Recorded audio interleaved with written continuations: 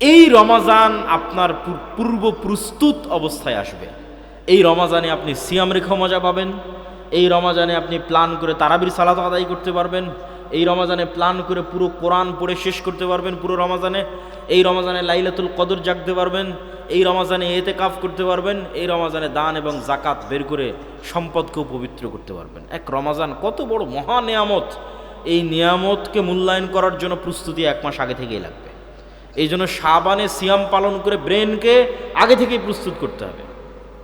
শাবানে সিয়াম পালন করতে রাজি আছেন? সবাই অন্তর থেকে নিয়ত করে শক্তভাবে বলেন যে ইনশাআল্লাহ। আল্লাহ সুবহানাহু ওয়া তাআলা আমাদের কবুল করুক, বলেন আল্লাহুম্মা আমিন। একদিন যে সিয়াম পালন করলে আল্লাহর সন্তুষ্টির জন্য আল্লাহ তার চেহারাকে দূরে সরিয়ে দিবে, কোনো রিওয়ায়াতে 70, কোনো রিওয়ায়াতে 100, কোনো রিওয়ায়াতে আসমান এবং জমিনের দূরত্ব পরিমাণ জাহান্নাম থেকে। আল্লাহু আকবার। সকল নেকির, সকল ইবাদতের নেকি পূর্ব নির্ধারিত, সিয়ামের নেকি পূর্ব নির্ধারিত নয়। আল্লাহ বলছেন আস-সাওমু লি ওয়া আনা আজজি বিহি। সিয়াম যেহেতু আমার জন্য খাস, এর নেকিও আমিই দিব। আল্লাহু আকবার। প্রত্যেকটা ইবাদতকারীর জন্য বিশেষ সম্মানার্থে দরজা থাকবে জান্নাতে।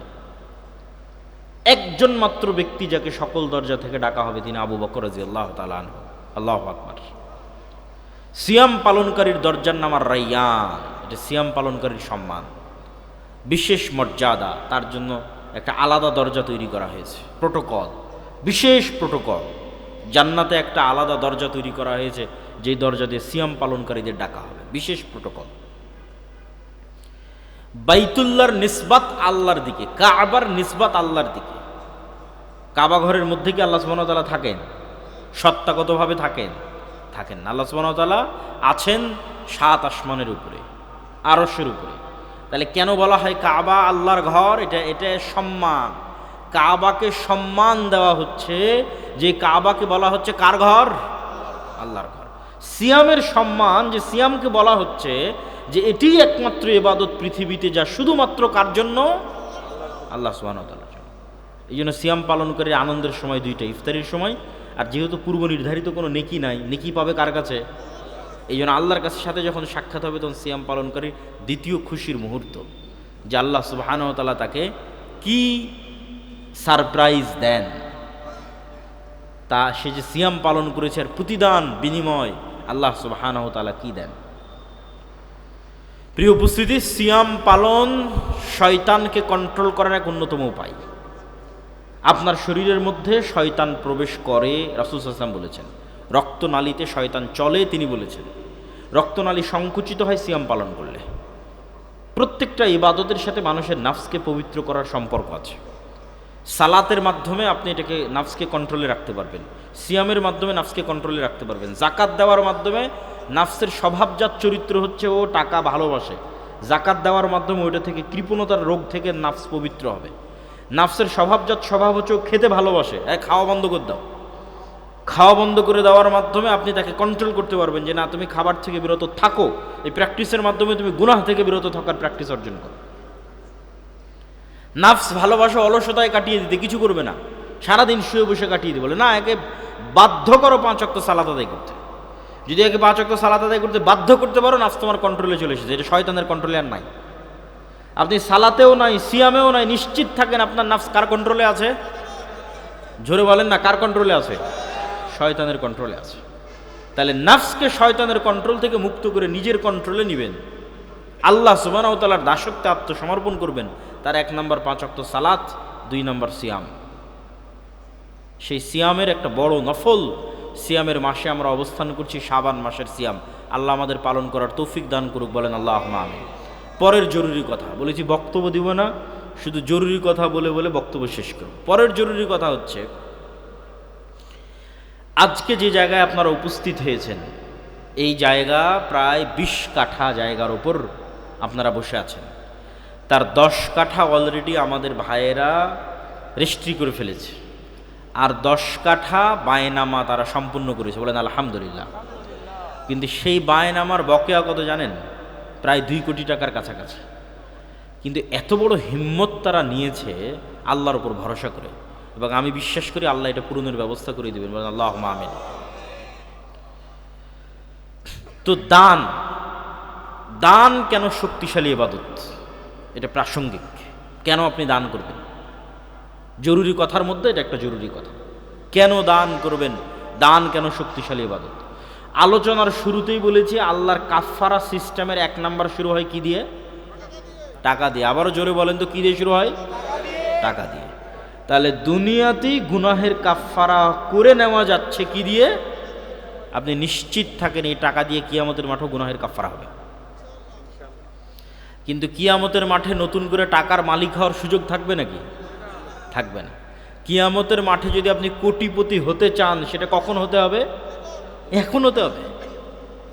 যে কিয়ামতের মাঠে আমি যে কোনো বিপদ আপদ থেকে বাঁচতে চাই, তো বাঁচতে পারবেন টাকা দিয়ে, নিশ্চিত থাকে। কি দিয়ে বাঁচতে পারবেন জোরে করে বলেন তো, আর একটু জোরে বলেন, কি দিয়ে বাঁচতে পারবেন? টাকা দিয়ে বাঁচতে পারবেন। তো সেই টাকা কিয়ামতের মাঠে উপার্জন করতে পারবেন না এখন কোটিপতি হতে হবে? কিয়ামতের মাঠে কোটিপতি হতে চাইলে সেটা এখন হতে হবে।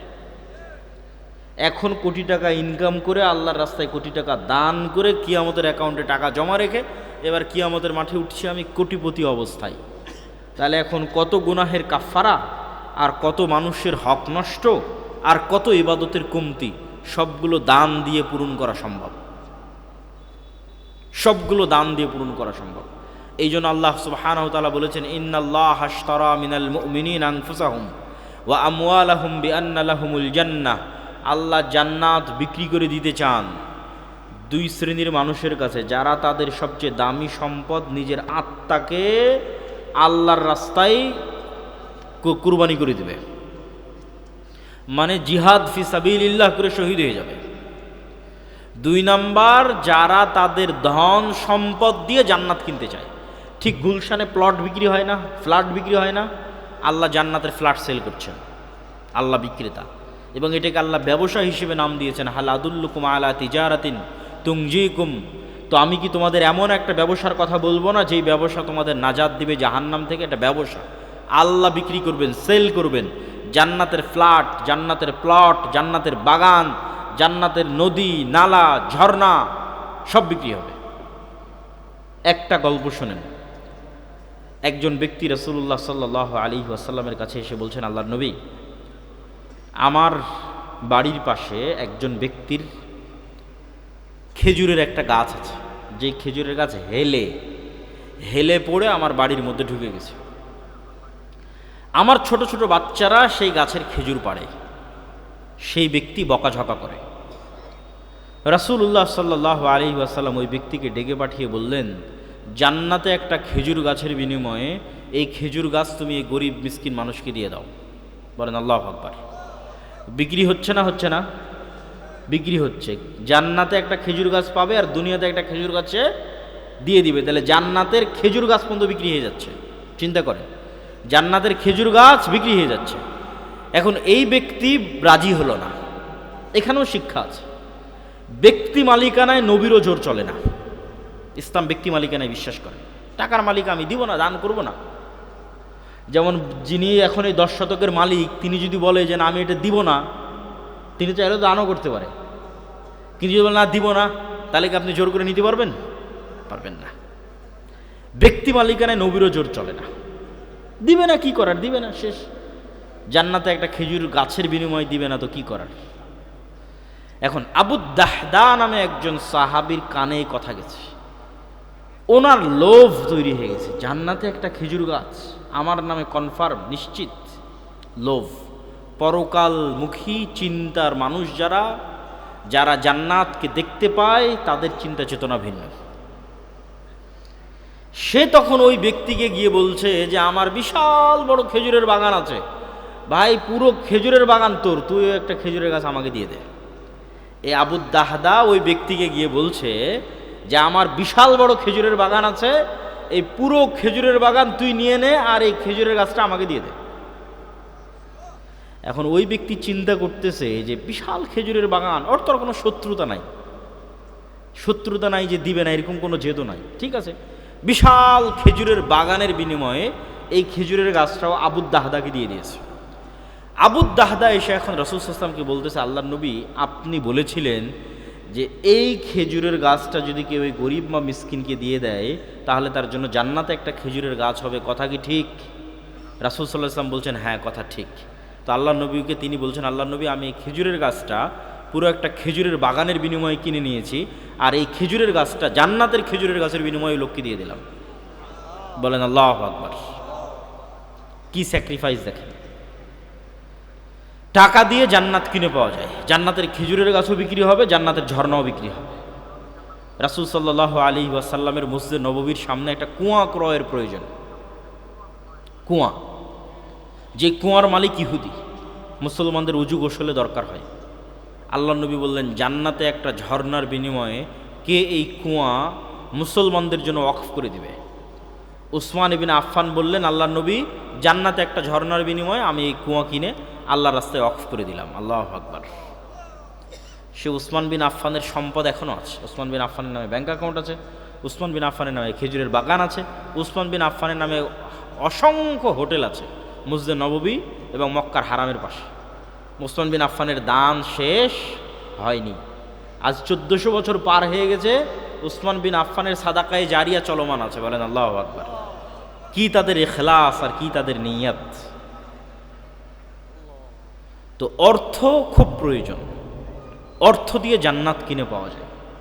এই জন্য রাসূল সাল্লাল্লাহু আলাইহি ওয়াসাল্লাম বলেছেন, দুইটা মানুষের সাথে ঈর্ষা জায়েজ, যে ইলম অর্জন করে মানুষকে বিতরণ করতেছে, আর একটা যাকে আল্লাহ টাকারও মালিক করেছে আবার আল্লাহ রাস্তায় ব্যয় করার তৌফিক দিয়েছে। কত মানুষ টাকার মালিক হয়েছে, ওই টাকা দুবাইয়ে গিয়ে শেষ করছে, কক্সবাজারে গিয়ে শেষ করছে, সেন্ট মার্টিন, পার্বত্য চট্টগ্রামে গিয়ে শেষ করছে, থাইল্যান্ড, ব্যাংকক, সিঙ্গাপুর উড়িয়ে শেষ করে দিচ্ছে, আমেরিকা, ইংল্যান্ড, ইউরোপ শেষ নাই, বিনোদনে টাকা শেষ, মদ জুয়া আড্ডায় টাকা শেষ। কয়জন লাখপতি কোটিপতিকে আল্লাহ এই তৌফিক দিয়েছে যে তার ওই কোটি টাকা লাখো টাকা আল্লাহর রাস্তায় ব্যয় করার সুযোগ দিয়েছে। আল্লাহু আকবার। এই সত্যি সৌভাগ্যবান, দাউদ সুলাইমানের মতো সৌভাগ্যবান। দাউদ সুলাইমান যেমন সৌভাগ্যবান, কোটি টাকার মালিক, কিন্তু সেই টাকা ব্যয় হবে আল্লাহর রাস্তায়। উসমান ইবনে আফফানের মতো সৌভাগ্যবান, কোটিপতি, কিন্তু ব্যয় হবে আল্লাহর রাস্তায়, বিনোদনে নয়, আরাম আয়েশে নয়। এর চেয়ে সৌভাগ্যবান পৃথিবীতে কেউ নয়। এই জন্য টাকা উপার্জন করতে হবে এবং টাকা উপার্জন করে আল্লাহর রাস্তায় দান করতে হবে। মুসলমানেরা ব্যবসায়ী জাতি, বিজনেসম্যান কওম। তাদেরকে চাকুরিজীবী বানিয়েছে ইউরোপিয়ানরা। ব্যবসা না করলে দান করতে পারবেন না। কেন কৃষিকাজকে আল্লাহ অপছন্দ করেছে? কৃষিকাজের নাম কাফের, শায়েখ বলে গেলেন। মাটিতে বীজ লুকিয়ে রাখে, আর যে কাফের সে ঈমান লুকিয়ে রাখে, আর ওই কাফের কৃষক মাটিতে বীজ লুকিয়ে রাখে। কৃষি কাজ করে দান করা কঠিন আছে। দান করতে হলে ব্যবসায়ী করতে হবে। এই জন্য রাসূলুল্লাহ সাল্লাল্লাহু আলাইহি ওয়াসাল্লাম বলেছেন, আত-তাজির আস-সাদুক আল-আমিন, সত্যবাদী আমানতদার ব্যবসায়ী কিয়ামতের মাঠে নবী রাসূলদের সাথে থাকবে। কত বড় ফজিলত! সত্যবাদী আমানতদার ব্যবসায়ী কিয়ামতের মাঠে কাদের সাথে থাকবে? নবী রাসূলদের সাথে থাকবে। এই জন্য ব্যবসা করে টাকা উপার্জন করে আল্লাহর রাস্তায় দান করতেই হবে। একটা টাকাও যদি হালাল উপায়ে ইনকাম করা যায়, ওটা আল্লাহর দয়া, রহমত। বস্তুবাদী চিন্তাধারায় আপনি একটা টাকা উপার্জন করবেন, এটা শুধু ওই টাকাটাই উপার্জন করছেন, যে আমার 500 টাকা দরকার, এটা বস্তুবাদী চিন্তাধারা। আর ইসলামে আমি 500 টাকা উপার্জন করতে যাচ্ছি না, আমি আল্লাহর দয়া, আল্লাহর রহমত উপার্জন করতে যাচ্ছি। এই কনসেপ্টে আগাতে হবে। থাকবেন অল্পে তুষ্ট, কিন্তু ইনকাম করতে হবে সর্বোচ্চ আল্লাহর রাস্তায় দান করার জন্য। অল্পে তুষ্ট মানে বিলাসী নয়, অপচয়কারী নয়। যেটা আমি আমার আর এক বক্তব্যে বলেছি, ধনী হতে চাইলে বিলাসী অপচয় করা যাবে না। পোর ড্যাড এবং রিচ ড্যাড বইয়ের লেখক এটাই বলেছেন, যে রিচ মাইন্ড সেট আপ আর পোর মাইন্ড সেট আপ কী। দিলাম 50 লক্ষ টাকা আজকে আপনাদের সবাইকে। গরিবকে, যে 50 লক্ষ টাকা নিয়ে গিয়ে মনে করবে যে আমি একটা দামি 3 পিস নিব, দামি পাঞ্জাবি নিব, দামি জুতা নিব, দামি গাড়ি নিব, এ গরিব, আজীবন গরিব থাকবে। আর যে 50 লক্ষ টাকা নিয়ে গিয়ে বলবে যে আমার ছেঁড়া পাঞ্জাবি আছে, পাঞ্জাবি ছেঁড়াই থাক, আমার জুতা ময়লা আছে, ময়লাই থাক, এই 50 লক্ষ টাকা এমন জায়গায় ইনভেস্ট করব যেখান থেকে আবার টাকা ইনকাম হবে। এখন যে নিয়ে গিয়ে গাড়ি কিনলো, গাড়িতে তো তেল খরচ হবে, টাকার খরচ তো আরও বেড়ে গেল। আর যে 50 লক্ষ টাকা নিয়ে গিয়ে এমন জায়গায় ইনভেস্ট করলো যেখান থেকে টাকা বের হবে, ধনী কোনো না কোনো দিন ধনী হবেই। সিয়াম খুবই গুরুত্বপূর্ণ এবং ব্যতিক্রম একটি ইবাদত। শায়েখ যেমন আপনাদের সামনে শোনাচ্ছিলেন, কুফুরি, কাফফারা চমৎকার আলোচনা করছিলেন। তো আল্লাহর কাফফারা সিস্টেমের মধ্যে একটা বড় ব্যবস্থাপনা সিয়াম, কাফফারা সিস্টেম। আল্লাহ কাফফারার যে সিস্টেম দিয়েছে, যে ইমাম সাহেব বলবে যে তোমার পিতার এত ওয়াক্ত সালাত মিস গেছে, তুমি এত টাকা কাফফারা দাও। আসলে কিন্তু আল্লাহর কাফফারা সিস্টেমে টাকা আছে, ইমাম সাহেব এমনি এমনি বের করেনি, মেড ইন বাংলাদেশ, কিন্তু কোনো লজিক এবং যুক্তি দিয়ে বের করেছে। এখানে আল্লাহর কাফফারা সিস্টেমে টাকা আছে। আল্লাহর বেশিরভাগ কাফফারা সিস্টেমে বলা আছে গোলাম আজাদ করো, বলা আছে মিসকিন খাওয়াও, কোনো গুনাহের কাফফারায় বলা আছে 10 জন মিসকিন খাওয়াও, কোনো গুনাহের কাফফারায় বলা আছে 60 জন মিসকিন খাওয়াও। তো মিসকিন খাওয়াতেও টাকা লাগবে, গোলাম আজাদ করতেও টাকা লাগবে। আল্লাহর কাফফারা সিস্টেমে যখন টাকা শেষ হয়ে গেছে তখন সিয়াম, যে কেউ যদি টাকা দিয়ে কাফফারা আদায় না করতে পারে তাহলে গুনাহের কাফফারাতে কি দেওয়া আছে বলেন তো? সিয়াম দেওয়া আছে। যে কোনো গুনাহ আপনি উঠাতে পারেন, সেটা রমজানে দিনের বেলা স্ত্রীর কাছে যাওয়া হোক, সেটা আপনার হচ্ছে ওয়াদা বা শপথ ভঙ্গের, কসম ভঙ্গের কাফফারা হোক, সেটা হজের মধ্যে কোনো ভুল ত্রুটির কাফফারা হোক। কাফফারা শুরু টাকা দিয়ে, শেষ সিয়াম দিয়ে। তাহলে কাফফারা সিস্টেমের একটা বড় অংশ কি বলেন তো? সিয়াম। তাহলে গুনাহ মাফের একটা বড় মাধ্যম কি? সিয়াম। গুনাহ মাফ হওয়ার একটা বড় মাধ্যম সিয়াম। সিয়াম মানে শুধু পেটের সিয়াম, লজ্জাস্থানের সিয়াম নয়। ইন্নী নাযারতু লির-রহমানি সাওমা ফালান উকাল্লিমাল ইয়াওমা ইনসিয়্যা। মারিয়াম আলাইহিস সালাতু ওয়াস সালাম বলছেন, আমি আজকে সিয়াম আছি তাই তোমাদের সাথে কথা বলবো না। সিয়াম আছি তাই কথা বলবো না। ইন্নী নাযারতু লির-রহমানি সাওমা, আল্লাহর নামে নজর নেওয়াজ মানত করেছি সিয়ামের, ফালান উকাল্লিমাল ইয়াওমা, তাই আজকে কথা বলবো না ইনসিয়্যা, কোনো মানুষের সাথে। সিয়াম রাখলে মানুষের সাথে কথা বলা যাবে না, এটা আবার কেমন কথা? তাহলে সিয়াম মানে কি এটা আমরা এখনো বুঝতে পারিনি। সিয়াম মানে শুধু পেটের সিয়াম নয়, সিয়াম মানে জিহ্বার সিয়াম, সিয়াম মানে কানের সিয়াম, সিয়াম মানে চোখের সিয়াম, সিয়াম মানে পুরো অঙ্গ প্রত্যঙ্গের সবগুলোর সিয়াম। এগুলোকে বিরত রাখা গুনাহ থেকে। চোখ দিয়ে অশ্লীল দৃশ্য দেখা মানে এটা প্রকৃত সিয়াম নয়। কান দিয়ে অশ্লীল গান শোনা মানে এটা প্রকৃত সিয়াম নয়। ঠিক তেমনি আমি মুখ দিয়ে অশ্লীল কথা বলছি, এটা প্রকৃত সিয়াম নয়। নিশ্চিত থাকেন, যার কান গানের আওয়াজকে পছন্দ করে, তার কান কোরআনের আওয়াজকে পছন্দ করবে না। খুব ভয়ঙ্কর রোগ এবং ব্যাধি।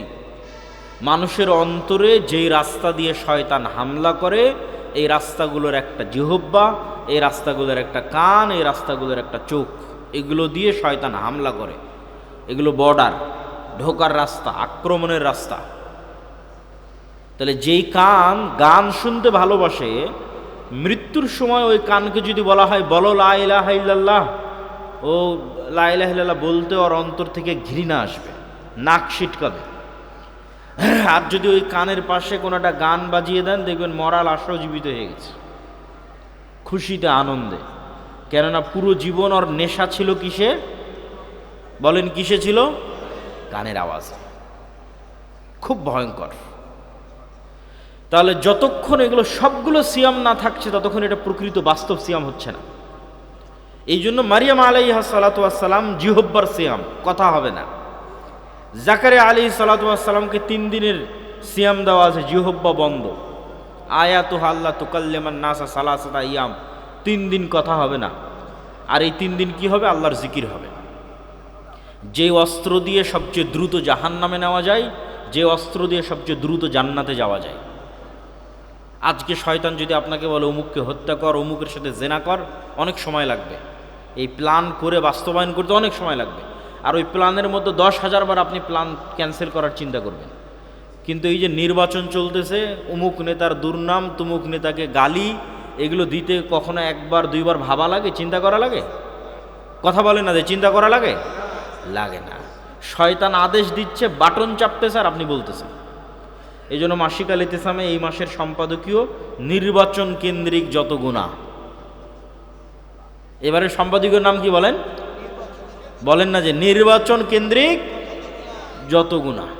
মানে এক নির্বাচনে কত গুনাহ মানুষ করে জাহান্নামে যাওয়ার। এক নির্বাচন কত মানুষকে জাহান্নামে নিয়ে যেতে পারে। তার মধ্যে সবচেয়ে বড় গুনাহ হবে কিসের? জিহ্বার গুনাহ। কেন? গীবত, তোহমত, অপবাদ, পরনিন্দা এগুলো না করলে এই গণতান্ত্রিক রাজনীতি আপনি করতেই পারবেন না, চালাতেই পারবেন না। তাহলে সামনে রমজান মাস আর এখন শাবান মাস, সিয়াম পালন করতে হবে। তাহলে সিয়াম পালনে পেট সিয়াম পালন করবে, লজ্জাস্থান পালন করবে, তার পাশাপাশি কে করবে? এক নম্বরে জিহ্বা। আর নির্বাচন, এই আলোচনার মধ্যে যদি থাকেন তো এই সিয়াম আপনি পালনই করতে পারবেন না, শেষ। জিহ্বার সিয়াম শেষ। তাহলে জিহ্বা থাকবে বন্ধ, আর ওই জিহ্বায় জিকির উচ্চারণ হবে কার? আল্লাহ সুবহানাহু ওয়া তাআলার। জিকির মানে আপনাদের এই অঞ্চলের যে জিকির সেই জিকির নয়। জিকির খুব উপকারী, খুব গুরুত্বপূর্ণ। সকাল সন্ধ্যার জিকির আল্লাহর খুব প্রিয়, কিন্তু জিকির হতে হবে নবীর সুন্নাত অনুযায়ী। শুধু আল্লাহ বলে কোনো জিকির পৃথিবীতে নাই, না কোরআনে না হাদিসে। জিকির হবে অর্থবহ, পূর্ণাঙ্গ। দুটো বাক্য মনে থাকলে হবে। জিকির হবে অর্থবহ, পূর্ণাঙ্গ। যার কোনো অর্থ নাই সেটার আবার জিকির। আল্লাহু আকবার, আল্লাহ মহান, এটার অর্থ আছে, এটা পূর্ণাঙ্গ। সুবহান আল্লাহ, মহাপবিত্র মহান আল্লাহ, এটার অর্থ আছে। আলহামদুলিল্লাহ, প্রশংসা আদায় করছে আল্লাহর, এটার অর্থ আছে। লা ইলাহা ইল্লাল্লাহ, এটার অর্থ আছে। কিন্তু শুধু বললাম ইল্লাল্লাহ, এর কি অর্থ আছে? শুধু বললাম হু হু, এর কি অর্থ আছে? শয়তান যখন দেখে কোনো মানুষকে ইবাদত থেকে বিরত রাখতে পারছে না, তখন ও চিন্তা করে, একে তো ইবাদত থেকে বিরত রাখতে পারলাম না, কি করা যায়, কি করা যায়? চল একে দিয়ে বেদাত করায়। বুঝেননি মনে হয় আমার কথা? শয়তান যখন দেখে কোনো একটা মানুষকে সে সালাত থেকে, জিকির থেকে বিরত রাখতে পারতেছে না, এখন একে কেমনি জাহান্নামে নিয়ে যাবে? একটাই রাস্তা আছে, যেহেতু আর জিকিরের প্রতি প্রচুর আগ্রহ, তো ওর হাতে এমন জিকির ধরায় দাও যেটা বেদাত, তাহলে তো জাহান্নামে চলে গেল। যেহেতু আর সালাতের প্রতি প্রচুর আগ্রহ, ওকে এমন সালাত ধরিয়ে দাও যেটা বেদাত। যেহেতু আর দরুদের প্রতি প্রচুর আগ্রহ, ওকে এমন দরুদ ধরিয়ে দাও যেটা বেদাত। শয়তান মানুষের সাইকোলজি অনুযায়ী প্ল্যান চেঞ্জ করে, মাস্টার প্ল্যানে চেঞ্জিং নিয়ে আসে। যাকে দেখবে সালাতে থেকে দূরে সরানো সহজ, ও তো সালাতেই গেল না, শেষ, ওকে বেদাত করিয়ে কোনো লাভ আছে নাকি? কথা বলে না, যার বেদাত করিয়ে কোনো লাভ আছে? কোনো লাভ নাই, তো নামাজেই যায় না, ওকে এমনি জাহান্নামে নিয়ে চলে গেছে ওকে। তাহলে বেদাত আমি করাবো কাকে? যাকে ইবাদত থেকে বিরত রাখতে পারছি না, তো ওর হাতে আরেকটা ইবাদত ধরিয়ে দাও, এটাও জিকির, হু হু করো, এটাও জিকির। দে ও চেয়েছিল ভালো কাজ করতে, চলে গেল জাহান্নামে। শয়তানের প্ল্যান, মাস্টার প্ল্যান। শয়তান সাইকোলজি অনুযায়ী প্ল্যান চেঞ্জ করে। আলেম ওলামাকে কোনো একটা গুনাহ দিয়ে তার জন্য জাহান্নামে নিয়ে যাওয়া খুব কঠিন। তো আলেম ওলামাকে কোন গুনাহে লিপ্ত করবে? হিংসা আর অহংকার। এটা আলেম ওলামাদের জন্য সহজ। যাই আপনি দেখেন, অমুক আপনার বিরুদ্ধে এটা বলেছে, আপনার বিরুদ্ধে অমুক এটা বলেছে, শুরু হয়ে গেল। তাহলে শয়তান মাস্টার প্ল্যান চেঞ্জ করে সাইকোলজি অনুযায়ী। তাহলে শয়তানের প্ল্যানে সবচেয়ে দ্রুত জাহান্নামে নিয়ে যাওয়া যায় কোন অস্ত্র দিয়ে? জিহ্বা দিয়ে। আর আপনিও সবচেয়ে দ্রুত জান্নাতে চলে যাবেন কোন অস্ত্র দিয়ে? জিহ্বা দিয়ে। উজু লাগবে না, কিবলামুখী হওয়া লাগবে না, মসজিদে যাওয়া লাগবে না, জিকির করতে এগুলো লাগে নাকি? কিচ্ছু লাগবে না। শুধু মানুষের গীবত, অপবাদ, নিন্দা করিয়েন না, অপ্রয়োজনীয় কথা বলিয়েন না, জিহ্বাটা বন্ধ রাখেন আর বলতে থাকেন লা ইলাহা ইল্লাল্লাহু ওয়াহদাহু লা শারীকা লাহু লাহুল মুলকু ওয়া লাহুল হামদু ওয়া হুয়া আলা কুল্লি শাইইন কাদির। লা ইলাহা ইল্লাল্লাহ, লা হাওলা ওয়ালা কুওয়াতা ইল্লা বিল্লাহ, সুবহানাল্লাহি ওয়া বিহামদিহি সুবহানাল্লাহিল আযীম। মুখের উপর চড়িয়ে নেন এই কথাগুলোকে। আস্তাগফিরুল্লাহ আল্লাযী লা ইলাহা ইল্লা হুয়াল হাইয়ুল কাইয়্যুম ওয়া আতুবু ইলাইহি। সবচেয়ে সহজ ইবাদত, যা দিয়ে বেশি দ্রুত মানুষ জান্নাতে যাবে। জিহ্বা থাকবে বন্ধ, মানে মানুষের সাথে কাজে ব্যবহার হবে না, আর জিকিরে থাকবে ব্যস্ত রব্বুল আলামিনের। তাহলে একে তো শয়তানের রাস্তা কিন্তু বন্ধ হয়ে গেছে। ও তো আপনাকে দিয়ে জেনা করাতে পারবে না, হত্যা করাতে পারবে না, করাতে পারবে কি? জিহ্বা দিয়ে জাহান্নামে নিয়ে যাবে। ওটা তো বন্ধ, ওটা তো আপনি বন্ধ করে দিয়েছেন। পাশাপাশি এটাকে কাজে লাগে আপনি সহজে জান্নাতে চলে যাচ্ছেন। বলেন আল্লাহু আকবার। তাহলে সামনে শাবান, এখন আমরা শাবান, সামনে রমাজান। সিয়াম মানে নির্বাচনের মধ্যে অবস্থান করতেছেন। সিয়াম মানে শুধু পেটের সিয়াম বা লজ্জাস্থানের সিয়াম নয়, জিহ্বার, চোখের, কানের সবগুলোর সিয়াম পালন করতে হবে। না হলে শুধু না খেয়ে থাকা হবে, নেকি অর্জন হবে না। এগুলোর পিছনে অসংখ্য হাদিস আছে। শাবানে কেন সিয়াম রাখবেন? যে শাবানকে গুরুত্ব দিতে পারবে ও রমাজানকে গুরুত্ব দিতে পারবে। একটা মুসল্লি যখন দৌড়ে জামাতে অংশগ্রহণ করে, কোনো মতে একটা রাকাত পায়, তারপরে ঠক ঠক করে বাকি 3 রাকাতে সিজদা দিয়ে দৌড়ে কারাগার থেকে মুক্তি পাওয়া ব্যক্তির মতো মসজিদ থেকে বের হয়ে আসে, এই ব্যক্তি কি সালাতে কোনো আনন্দ পেতে পারে? কখনোই নয়।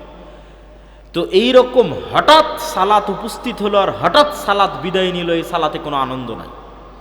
হঠাৎ একদিন সকালে ঘুম থেকে উঠে শুনছি আজকে রমজান, এই রমজানকে আপনি মূল্যায়ন করতে পারবেন না। এই রমজানে আপনি তারাবি আদায় করতে পারবেন না। এই রমজানে আপনি কোরআন পড়ে শেষ করতে পারবেন না তেলাওয়াত করে। এই রমজানে আপনি দান জাকাত বের করতে পারবেন না। লাইলাতুল কদরকে মূল্যায়ন করতে পারবেন না। আর যখন আপনার ব্রেন 1 মাস আগে থেকে সাইকোলজিক্যালি মেন্টালি প্রিপেয়ার হচ্ছে যে আমি শাবানে সিয়াম আছি, কেন? সামনে কি আসতেছে বলেন তো, একটু জোরে বলেন, সামনে কি আসতেছে? রমাজান। ব্রেনে সিগন্যাল যাচ্ছে প্রতিদিন, যতদিন সিয়াম আছেন শাবানে, প্রতিদিন ব্রেনে সিগন্যাল যাচ্ছে শাবানের পরই রমজান, শাবানের পরই রমজান। ব্রেন কিন্তু মেন্টালি প্রিপেয়ার হচ্ছে।